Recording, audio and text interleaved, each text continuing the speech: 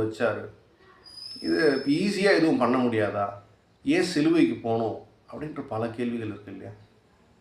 ஆமாங்க, நம்ம வாழ்க்கையில் வரக்கூடிய அழுத்தங்களும் அப்படி தான் இருக்குது.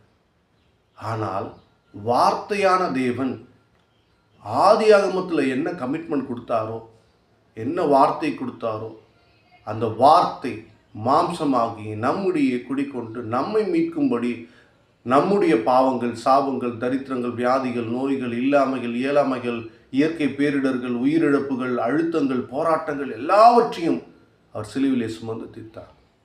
அப்போது ஒரு மனிதன் மீது ஒட்டுமொத்த உலகத்தின் பாவத்தையும் சுமக்கும் பொழுது சாத்ராக், மேஷாக், ஆபேத்நேகோ 7 மடங்கு எரியும் சூளையில் வீசப்பட்டதை போல சாதாரணமானதல்ல.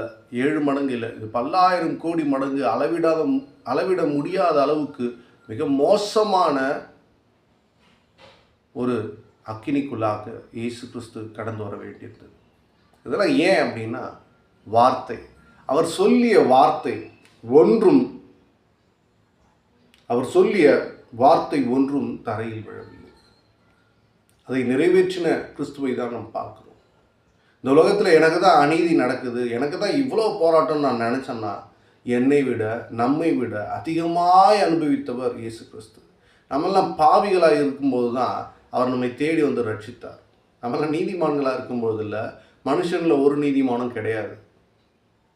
ஆமாம், ரட்சிக்கப்பட்ட பிறகு கூட கர்த்தருக்குள் தொடர்ந்து இருக்கும் பொழுது கர்த்தர் அனுதினமும் நம் பாவங்களை மன்னித்து காலைதோறும் அவருடைய கிருபையினால் நம்மை நிரப்பும் பொழுது தான் நாம் பரிசுத்தமாகிறோம். எனவே தான் நமக்கு பரிசுத்த ஆவியானவரை கொடுத்தார். பரிசுத்த ஆவியானவர் நம்மை பரிசுத்தப்படுத்தவே நம்மோடு கூட இருக்கிறார். அனுதினமும் அவருடைய வார்த்தையினால், அபிஷேகத்தினால், வல்லமையினால் நம்மை பரிசுத்தப்படுத்தி கொண்டிருக்கிறார். ஸோ இந்த இடத்துல கர்த்தர் இஸ்ரவேல் குடும்பத்தாருக்கு, நாமெல்லாம் கர்த்தருடைய குடும்பம் இல்லையா, கர்த்தர் இஸ்ரவேல் குடும்பத்தாருக்கு சொல்லியிருந்த நல் வார்த்தைகளில் எல்லாம் ஒரு வார்த்தையும் தவறி போகவில்லை.